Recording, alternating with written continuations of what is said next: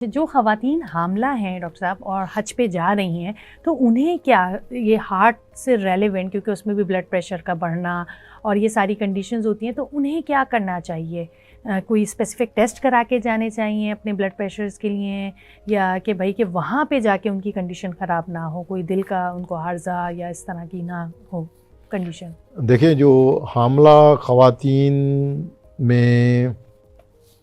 3 चीज़ें हैं। एक तो हमल बज़ात खुद, क्योंकि हमल के दौरान जो है वो बॉडी में फ्लूइड एक्यूमुलेट होता है और उसकी वजह से कार्डियक आउटपुट बढ़ता है, उसकी वजह से ब्लड प्रेशर और उसके जो है इम्कानात बढ़ जाते हैं। तो हमल बज़ात खुद एक बोझ है। फिर अगर किसी को अमराज़ क़ल्ब हैं, जैसे वेल डिजीज़ यंग औरतों में काफ़ी कॉमन है, या किसी को पहले से पेरिपार्टम कार्डियोमायोपैथी हुई होती है जिसकी वजह से उनका दिलगोश जो है वो कमज़ोर हुआ होता है, या किनको ब्लड प्रेशर की बीमारी ऑलरेडी होती है और प्रेगनेंसी की वजह से उनका ब्लड प्रेशर जो है वो मज़ीद एक्साजरेट हो जाता है। और तीसरा जो अवामिल है वो एक्सर्शन,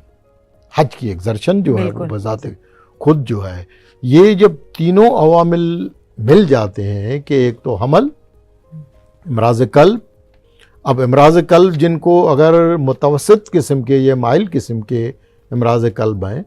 और हज के दौरान एक्सर्शन से अगर उनकी हार्ट की रफ्तार जो है वो गैर मुंतज़िम हो जाती है, रैपिड एट्रियल फिब्रिलेशन हो जाती है या टैकीकार्डिया हो जाता है, दवाएं छोड़ देती हैं ख़वातीन, तो उसकी वजह से उनका ब्लड प्रेशर और दिल की रफ्तार जो है वो बढ़ने की वजह से जो उनके माइल्ड टू मॉडरेट कार्डियक लीयंस होते हैं, वेल डिजीज़ होती हैं, पैदाइशी दिल की बीमारियां होती हैं। बहुत सारी ख़वातीन होती हैं जिनके पहले से दिल की पैदाइशी बीमारियों के ऑपरेशन हुए होते हैं और उनको रेजिडुअल डिफेक्ट्स होती हैं, लेकिन चुनाचे हमारे यहाँ कोई स्क्रीनिंग का या जाने से पहले कोई ऐसा टेस्ट या कोई डॉक्टर से मशवरा नहीं करते, तो फिर हमला भी अगर हैं तो उनके प्रॉब्लम्स जो हैं, ये जब तीनों चीज़ें मिल जाती हैं, इकट्ठी हो जाती हैं, तो हमल के दौरान उनके हार्ट के जो अलामात हैं वो बिगड़ के फिर उनको अस्पताल में दाखिल होने की नौबत आ सकती है, उनकी एबार्शंस का प्रॉब्लम हो सकता है। लेकिन बहुत सारी ऐसी हमला ख़वातीन होती हैं जो हज के दौरान डिलीवर करती हैं और डिलीवरी करने के बाद जो है वो फिर यहाँ पर एक चीज़, तो आप डिलीवर करने के बाद अस्पताल से नहीं भागें, जल्दबाजी ना करें, क्योंकि वहाँ पर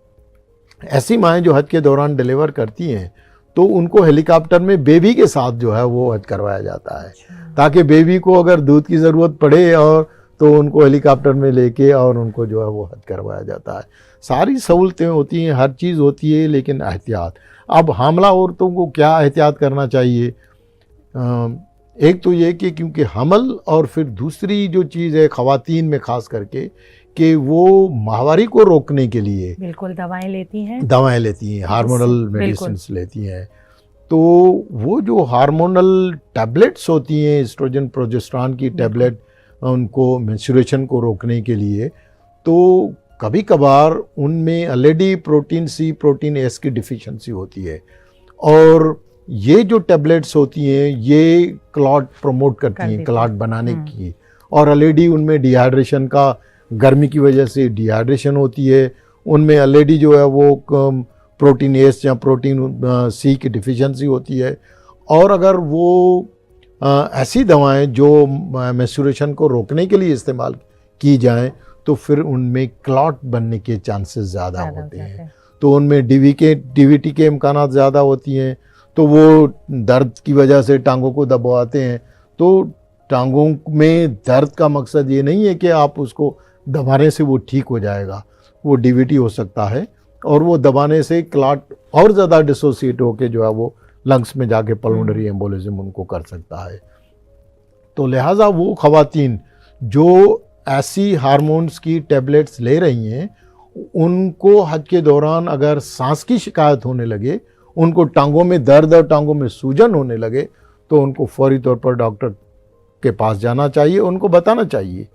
कि वो ये इस किस्म की टैबलेट्स ले रही हैं, ताकि डॉक्टर्स जो हैं उनको, या इसी तरह से स्क्रीनिंग प्रोफार्मा अगर होता है तो उसमें मेंशन किया जाता है कि वो ये इस किस्म की, उनको वीनस स्ट्रोक होने के चांसेस जो है वो बढ़ जाते हैं। तो फालिज होने की जो है वो इम्कानात जो है वो बढ़ जाते हैं। तो वो मेंस्ट्रुएशन को रोकने की वजह से फालिज और हार्ट अटैक और बिल्कुल। डीवीटी और पल्मोनरी एम्बोलिज्म का शिकार हो सकती हैं। अब आते हैं जो हामला खवातीन हैं और उनको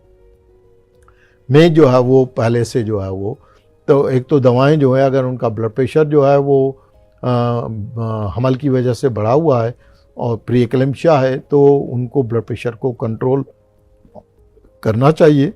जहाँ जो हार्ट की दवाएं खा रही हैं तो उनकी हार्ट की दवाओं को इस्तेमाल करना चाहिए। अगर उसके बावजूद उनको हार्ट फेलियर के, पाल्पिटेशंस के, या जिनकी नौजवान ख़वातीन की दिल की रफ्तार गैर मुनज़्ज़म होती है और एट्रियल फिब्रिलेशन होती है, उसके लिए वो दवाएं लेती हैं और उनकी INR कंट्रोल नहीं है, तो ऐसी ख़वातीन को फिर हम हेपरिन पर जो है वो क्लेक्सिन का डोज लगा के उनको जो है वो कंट्रोल करते हैं। तो ये सारी दवाएं होती हैं, लेकिन मरीजों को, ख़वातीन को चाहिए कि वो अपने प्रॉब्लम डॉक्टर से आके यहाँ से भी डिस्कस करें, वहाँ भी आके जो है वो डिस्कस करें, इन प्रॉब्लम्स को छुपाएं नहीं। और बहुत सारी ख़वातीन को जो प्रॉब्लम होते हैं कि उनके अजीज़ रिश्तेदारों को पता नहीं होता, तो वो लोग नहीं छुपाते, लेकिन जब वो उनको प्रॉब्लम होते हैं, हम जब बताते हैं उनको कि आपका तो ये प्रॉब्लम ज़्यादा पुराना है और ये है, तो वो उनके अजीज़ रिश्तेदार पर गुस्से में के आते हैं कि जी हमें तो उन्होंने बताया नहीं है, शादी की है, पहले से इनको हार्ट का प्रॉब्लम है, पहले से इनका हार्ट का ऑपरेशन हुआ है, बताया नहीं है, ये नहीं है, वो वहीं पर ही झगड़ा करना और शुरू कर देते हैं। तो लिहाजा इन चीज़ों से अवॉइड करना चाहिए। एक प्रॉब्लम है जो किसी के साथ भी हो सकता है, और बहुत सारी ख़वातीन होती हैं जिनको पता नहीं होता कि उनको rheumatic heart disease, well disease है। जब हज की एग्जर्शन होती है तो उनको पता चलता है, पहली दफ़ा उनको पता चलता है कि उनको माइट्रल स्टेनोसिस है, एओर्टिक वेल स्टेनोसिस है, और उसकी वजह से बहुत सारे लोगों को बेहोशी के दौरे पड़ते हैं, चक्कर आके गिर जाते हैं। तो उनको मालिश ना करें, उनको जूता ना सिखाएं, उनको पानी या मुंह में चीनी ना डालें, उनके दिल के वेल्व भी ख़राब हो सकते हैं, उसकी वजह से भी हो सकता है। ज़रूरी नहीं है कि उनको मिर्गी के दौरे पड़ रहे हों, अमराज कल्ब की वजह से भी ये चीज़ें जो है वो हो सकती हैं। तो डॉक्टर के पास जाना चाहिए, डॉक्टर को उस सिचुएशन को, ये नहीं कि अभी उसने रिकवर कर लिया है तो बस ठीक हो गया और वो वक्ती था।